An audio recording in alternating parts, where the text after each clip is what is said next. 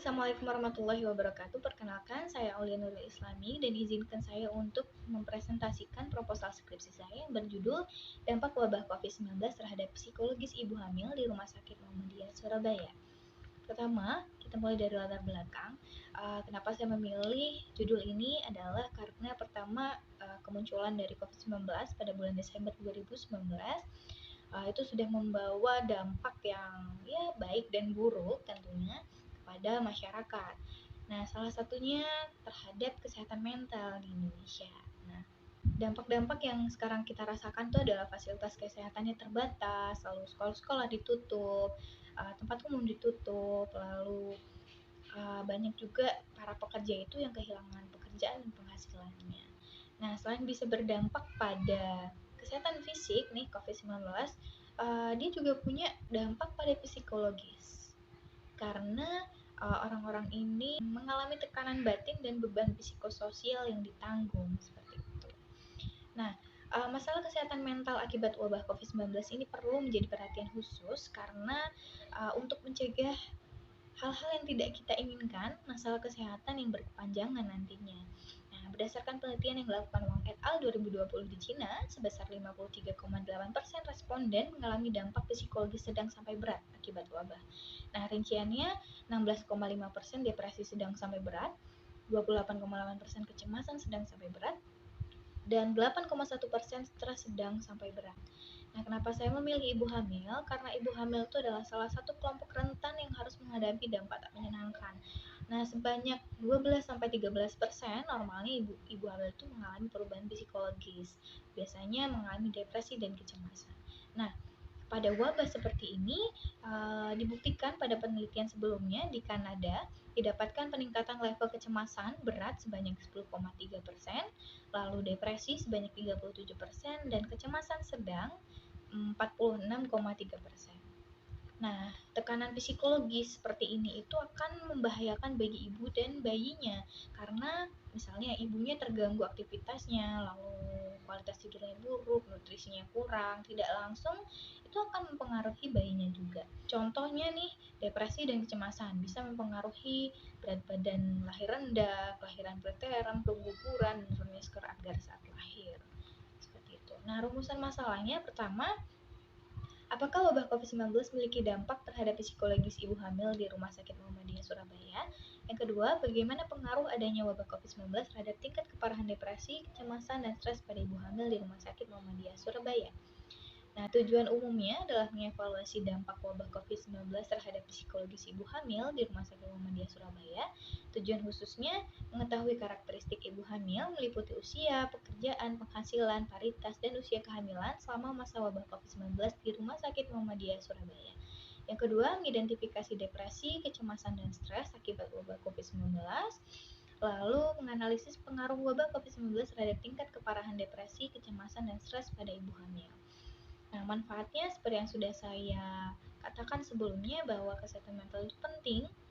Nah, hasil penelitian ini diharapkan bisa memberikan pandangan klinis kepada ilmuwan, praktisi, dan masyarakat untuk mendeteksi masalah kesehatan mental pada ibu hamil sebagai langkah preventif atau pencegahan agar terhindar dari masalah yang lebih serius sebagai konsekuensi sekunder dari wabah COVID-19. Nah, selanjutnya adalah tinjauan pustaka. Pertama, kehamilan. Proses penyatuan spermatozoa dan ovum lalu dilanjutkan dengan proses implantasi atau menempelnya hasil pembuahan pada endometrium. Nah, pada saat kehamilan memang ibu biasanya mengalami perubahan psikologis. Misalnya pada trimester 1 cemas tentang dirinya dan kehamilannya. Trimester 2 cenderung menerima. Lalu trimester ketiga itu akan meningkat karena ibu akan cemas menjelang melahirkan dan menjadi ibu. Nah, untuk kesehatan mental, definisinya adalah keadaan dinamis dari keseimbangan internal yang memungkinkan individu untuk menggunakan kemampuannya selaras dengan nilai-nilai universal masyarakat. Jadi bagaimana seseorang itu mampu untuk menghadapi peristiwa kehidupan, terus kemampuan untuk mengenali, mengekspresikan, mengatur emosi sendiri, dan berempati dengan orang lain. Nah, fungsinya yang pertama adalah sebagai preventif atau pencegahan terhadap gangguan mental. Lalu yang kedua amelioratif atau perbaikan diri sebagai upaya menumbuhkan kemampuan menyesuaikan diri. Dan yang ketiga, preservasi atau pengembangan kepribadian dan mental yang sehat. Selanjutnya adalah karakteristik kesehatan mental. Nah, orang yang sehat secara mental itu memiliki ciri-ciri. Yang pertama, bebas dari gangguan jiwa, baik neurosa maupun psikosa, bisa menyesuaikan diri, bisa memanfaatkan potensi dengan maksimal, dan mampu mencapai kebahagiaan diri dan orang lain. Selanjutnya, stres. Stres itu adalah perasaan tidak nyaman yang disebabkan oleh masalah di luar kendali kita atau reaksi tubuh dan jiwa menghadapi perubahan. Selanjutnya adalah kecemasan, perasaan takut, gelisah, cemas, dan khawatir yang merupakan respon normal terhadap sesuatu yang mengancam. Lalu depresi. Nah, depresi ini umumnya terjadi ketika stres yang dialami oleh seseorang itu tidak kunjung selesai, tidak kunjung membaik seperti itu. COVID-19 dan kesehatan mental. Nah, seperti yang sudah saya paparkan sebelumnya pada latar belakang, di penelitian Wong et al. Didapatkan 53,8% populasi di Cina itu mengalami dampak psikologis sedang sampai berat. Nah, pada penelitian Zanardo et al. Juga, orang-orang ini akhirnya cenderung menutup diri karena karantina ketat dan isolasi itu ya, akhirnya bisa memperparah depresi yang dialami oleh seseorang juga. Nah, orang-orang yang lebih berisiko itu adalah perempuan, siswa, dan anak muda. Karena anak muda ini biasanya bisa mengakses sosial media dan mendapatkan berita-berita tentang COVID-19 yang entah itu benar ataupun hoax. Nah, dampak yang dialami seperti yang saya paparkan di PPT ini.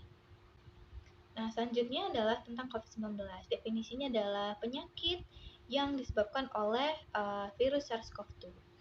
Nah, SARS-CoV-2 ini berdiameter 60-140 nanometer, genusnya dengan floor elliptik, sering berbentuk pleomorfik. Nah, karakteristik epidemiologi ada orang dalam pemantauan dan ada pasien dalam pengawasan. Nah, untuk penularannya sendiri itu bisa melalui tetesan aerosol atau secara kontak langsung dengan penderita COVID-19. Nah, manifestasi klinisnya itu ada demam, batuk, kelelahan, sesak napas, nyeri otot. Nah, jika parah itu bisa sampai mengalami akut respirasi distress syndrome atau ARDS dan kegagalan organ yang bisa menyebabkan kematian. Nah, selanjutnya untuk pencegahan ada 3M, mencuci tangan, memakai masker, dan menjaga jarak paling tidak 2 meter. Lalu untuk orang yang dengan riwayat bepergian bisa isolasi mandiri dulu di rumah selama 14 hari.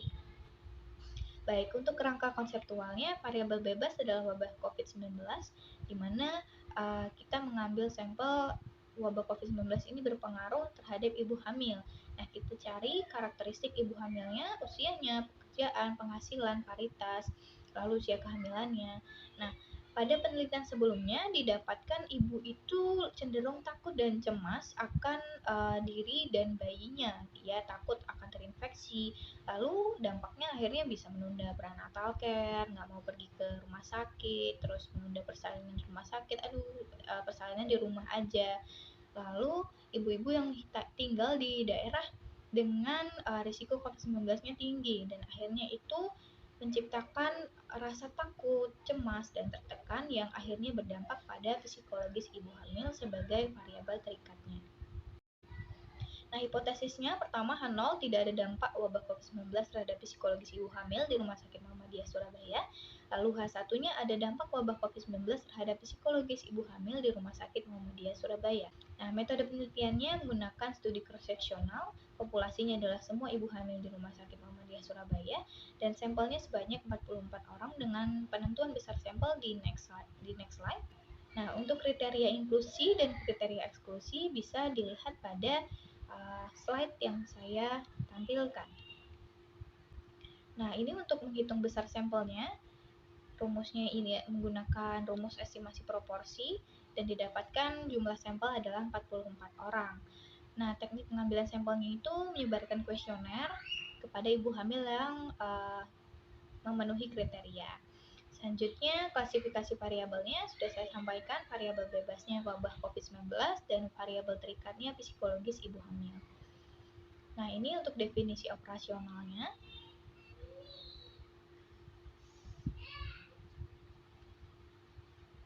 Nah, selanjutnya untuk instrumen penelitian, saya menggunakan kuesioner DAS-42 atau Depression Anxiety Stress Scale dengan indikator penilaian seperti yang saya tampilkan. Lalu lokasinya di Rumah Sakit Muhammadiyah Surabaya waktu penelitian Februari 2021. Nah, prosedur pengambilan datanya seperti yang saya tampilkan. Nah, ini bagian alur penelitian. Nah, ini pengolahan data mulai dari editing, coding, processing, cleaning, dan tabulasi. Untuk kodenya saya sudah tampilkan.